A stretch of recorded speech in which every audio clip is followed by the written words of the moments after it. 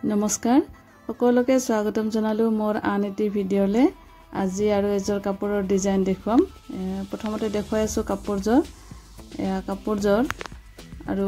এইবাৰ মই প্ৰথম ফেব্ৰিক কৰিছো কাপোৰজৰত পাতবিলাক ফেব্ৰিক কৰিছো আৰু ফুলবিলাক মই কটনৰ ফ্লাৱাৰ লেছটোৱে লগাইছো কেনেকুৱা হৈছে কাপোৰজৰ মই কাপোৰজৰ অলপমান কেনেকৈ বনাইছো মানে সেইখিনি অলপমান দেখুৱাই আছো আপোনালোকক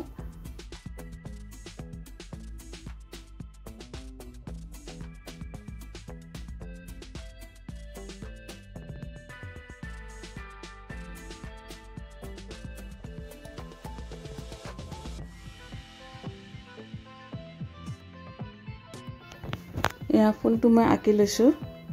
প্ৰথমে আৰু একেবাৰে সহজ ফুলে লৈছো या ফুলটো আৰু এইখিনি কেটা সকলো গমে পায় অলপমান দেখুৱাই আছো আৰু গ্ৰীন কালাৰেৰে আৰু ব্ল্যাক কালাৰেৰে মানে থাইডাল দি দিছিলো আৰু গ্ৰীন কালাৰেৰে পাতবিলাক দি দিছো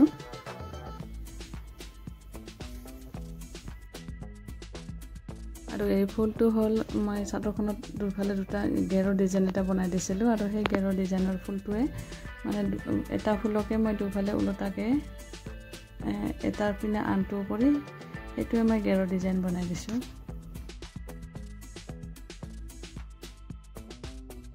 আৰু পাতখিনি আঁকি লোৱাৰ পিছত ফুলকেটা লগাই লৈছো ফুলকেটা কিন্তু গোটেইকেটা ফুল চিলাই কৰি দিছো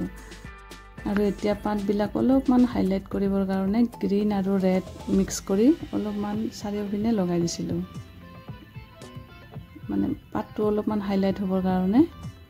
গ্ৰীন আৰু ৰেড মিক্স কৰি লগাইছো এটো ফুলকেটা গোটেইকেটা চিলাই কৰিছিলো সেই কাৰণে অলপমান দেৰি লাগে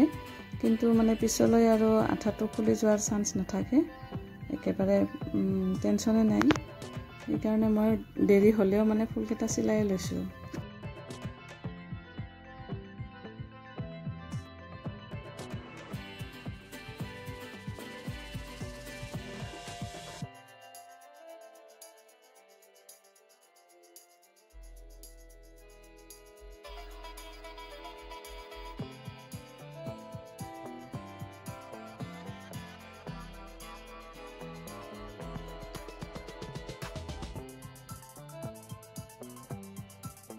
আৰু এতিয়া এই গ্লুটোৰে মই মিৰিয়ৰ আৰু ষ্টন লগাইছিলো বাকি অৰেঞ্জ কালাৰৰ কেটাত মিৰিয়ৰ লগালো আৰু হালধীয়া কেটাত মই ষ্টন লগাইছো আৰু বাকি পিংক কালাৰৰ যিকেটা ফুল দিছিলো সেই কেটাত কিন্তু একো লগোৱা নাই সেই কেটা এনে উকাই সিম্পলে ৰাখিছো সেই কেটা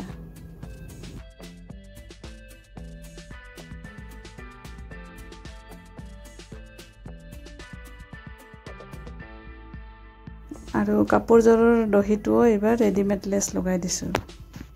কাৰণ ৰেডিমেড লেছ লগাই দিলে আৰু মানে সময় অলপমান ৰাহি হয় আৰু দেখাটো ধুনিয়া হয় কাপোৰজৰ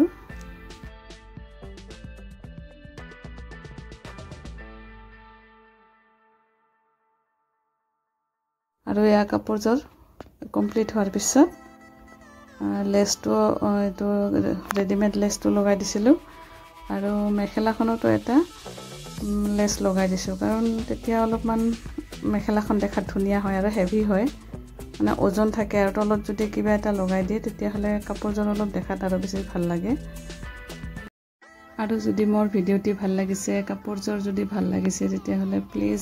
কমেন্ট এটা কৰিব আৰু চেনেলটি লাইক আৰু সাবস্ক্ৰাইব কৰিবলৈ নাপাহৰিব আজিলৈ আহিছো ধন্যবাদ